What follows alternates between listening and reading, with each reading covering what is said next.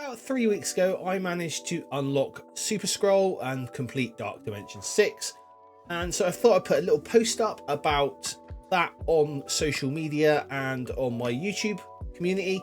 And the comments I got were what I expected from some people, I must admit. I find having goals in this game is what drives me forwards and keeps me wanting to play the game. I put a goal in to get Apocalypse within a year, free to play. I did that. I then put a goal in for a year and a half for Scroll, DD6, and I did that. So chuffed I was.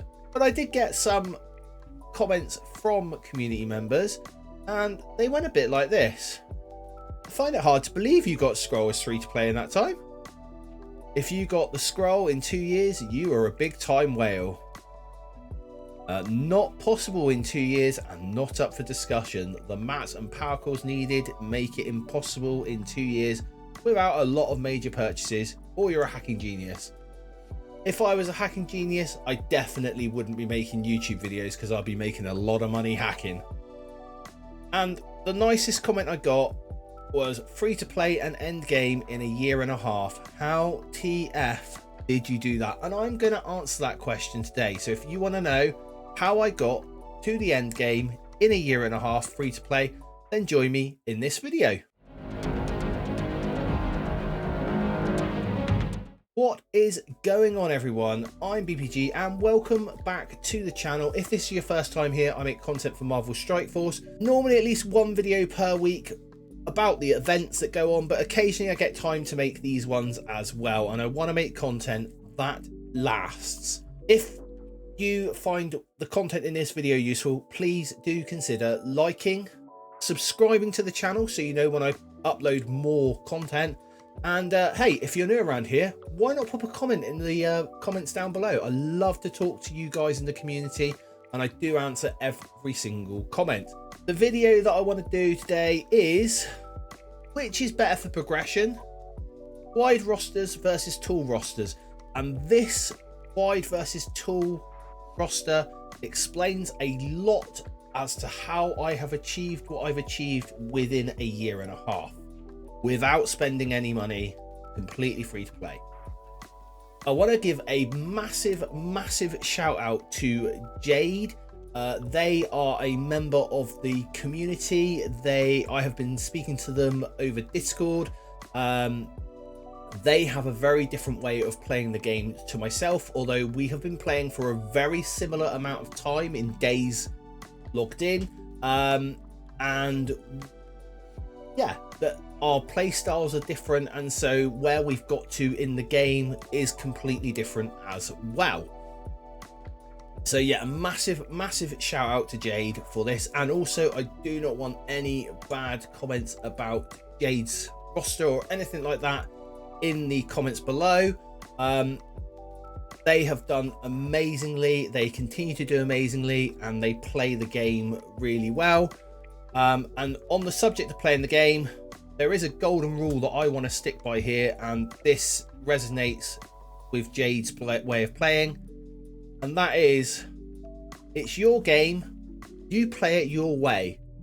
Now, you can follow my advice, you can follow all the content creators' advice, but at the end of the day, it's your game, you play it your way. You play it to have fun, and as long as you're doing that, that is the number one thing to keep in mind. So don't worry if you're behind the meta or anything like that. As long as you're enjoying playing the game and doing it how you want to do it, that is the most important thing. What is a wide roster? And for that, we are going to have to take a look at Jade's roster, and here we go. This is started. So they are currently working on Heroes for Hire, Dark Hunters, which they've nearly finished, and Marauders. These are teams that are slightly older, but their method of building in Marvel Strike Force, like I said, is completely different to mine. And I just want to give you an example as to what they are doing. So you'll see here, that's what they're working on currently, all these hearted ones. You've then got a few characters, look like shield characters mostly here, that are high levels. I would assume probably to get Nick Fury at 7 stars looking at this. back on his old method of getting him. You used to have shield members built up, not quite as big as this, but you know, that's not a bad investment in all honesty. Quake's questionable, shield medic definitely questionable, but certainly Coulson, Widow, Captain America, they're good investments. We go down further in their roster and we're looking now at level 75 gear tier 14, and this is where they are at the moment with a lot of characters and where they're bringing them up to. So they are bringing them up to level 75 and gear tier 14.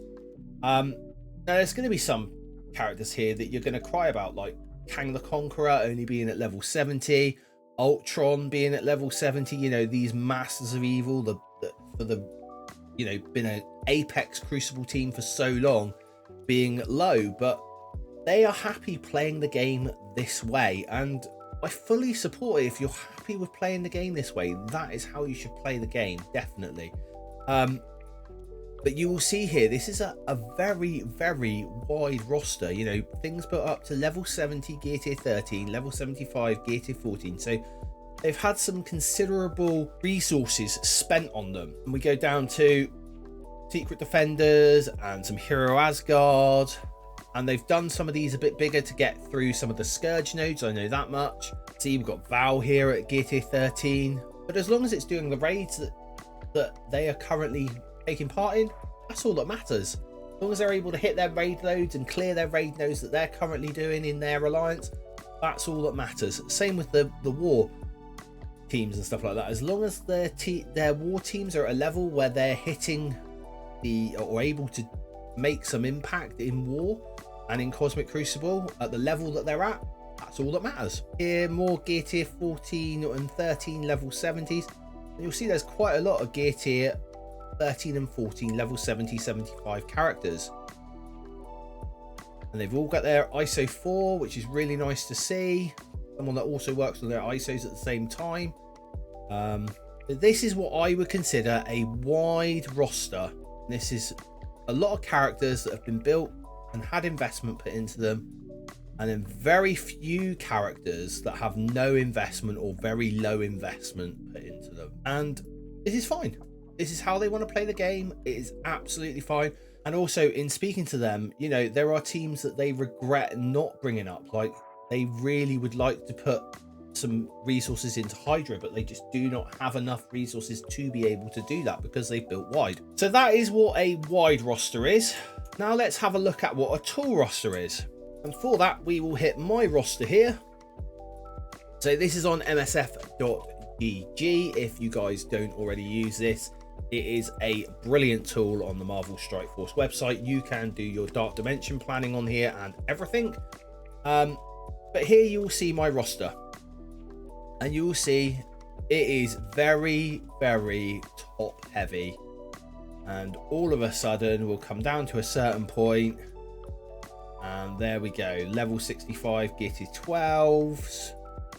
And level 45 gear tier 8s. And all that. And then we go to the 0 investment category. Level 1, no investment. Some of them even not even starred up. Just sat there waiting for them for when they do a rework at some point in time. So this is all the characters that I have not worked on. Now, to give you an example, Jades Roster has 228 characters at level 70 gear tier 13 plus. And like I said, she's got 38 characters at unbuilt. My roster has 119 characters built to level 70 gear tier 13 plus with 50 characters unbuilt. So not only do I have 12 characters that aren't built on top of what they have, I also have 109 characters that aren't built up as big as them, and that has done what that has done is that has saved me resources. So let's talk about the benefits of a tool roster. As I just mentioned, it saves resources, and these resources are vast. We're not only talking here gear, which is honestly one of the things that you will look at there and go, oh yeah, you know, there's a lot of gear tier 13, 14, a lot of orange gear there that's been used. So you would think, yeah, that's a lot of gear, but you've also got to look at the training materials that have been used to bring those characters up to that level, and also the T3s, T4s, all your training materials that you've used. Having a discussion with them today, they are running out of T3s to be able to bring up teams, which it is really sad because I have loads of T3s because of the way I've built my roster. So it saves us resources. Not only that, it's saving gold. You're less likely to hit the gear bottlenecks. Again, when I go through and do things like Dark Dimension 6 and stuff like that, because I am a free-to-play player, the time that I am going through it, generally the taps have been open just enough where bottlenecks don't really hit me. I know a lot of people who went into Dark Dimension 6 earlier than what I did were suffering with catalyst bottlenecks, and I will be hand on heart honest here, I did not suffer from those bottlenecks. The only bottleneck I really suffered from was the centerpiece unique bottleneck for the characters that I wanted to bring up. And if you look at my video about Dark Dimension and a Dark Dimension building guide, you will see that there I talk about that. But sometimes you're going to want to build those characters with those mini uniques, with those centerpiece uniques, sorry, not mini uniques, but the centerpiece uniques, because they're best for your roster, and that's what you need to look at. I also have a lot bigger characters than what Jade does, so I can do a lot of the harder content, and not only can I do a lot of the harder content and get further in that content, I can also get into that content faster than what they can, because if they do want to get into that content, they're going to have to build. And content that I'm talking about here is content like Kiln Tower, like Sword Satellite, like the Avengers Tower mode, things like Scourges and Trials, where I can potentially unlock the characters quite early on because of how big I can do the difficulties of these Trials and Scourges for. So that is the bigger characters doing the harder content faster, the end game content faster. And it also grows your TCP faster, because remember, the higher up you bring your characters in level and gear tier, the more power those characters have. So although I've only got 119 characters built to level 70 gear tier 13 compared to Jade's 228 characters built to level 70 gear tier 13, my TCP is slightly higher than theirs, just down to the fact that I have the gear in higher levels, and that is providing me more combat power.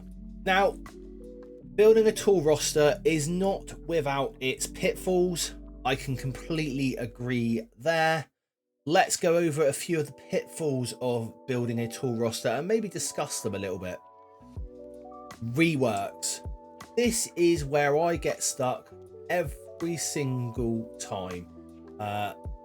Generally, if a team has reworks in it, I've been lucky on the last two teams, but generally if a team has reworks in it, then I am building that character 99% of the time from level 1. So it's effectively, when a team comes out, instead of it just being 3 characters and 2 reworks, I'm actually having to build between 4 and 5 brand new characters. So that is a massive pitfall as far as I'm concerned, because those reworked characters I haven't had as high, so I'm putting more investment into them when I could be putting that investment into other teams. You know, if I'm only having to build characters up by like 5-10 levels and a couple of gear tiers, well, that's completely different to having to build them up right the way to level 90, 95, even 100, and then gear to 18. So reworks is where I struggle as a tool roster. Content. Now, some of you might laugh, but there is still elements of the Doom War campaign that I have not unlocked yet. even though I am level 100, I still haven't unlocked it because some of the traits needed for those nodes are so old that I just haven't been able to go back and do those nodes. There hasn't been anything worthwhile doing those nodes for. So there is still some content in the game that I have not yet done. Similarly goes for the flash event. Things like, for example, Nowhere Heist and some of the other like flash events. Relic Hunt is another one where I don't get to get the end like tier of rewards for this content because I just can't build those teams. It's not something I can do. I cannot put resources into building hand teams just so I can get a few resources back every month.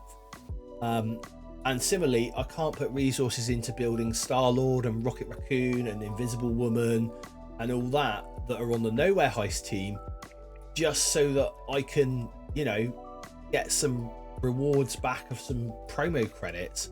So that's where you struggle if you're building a tool roster.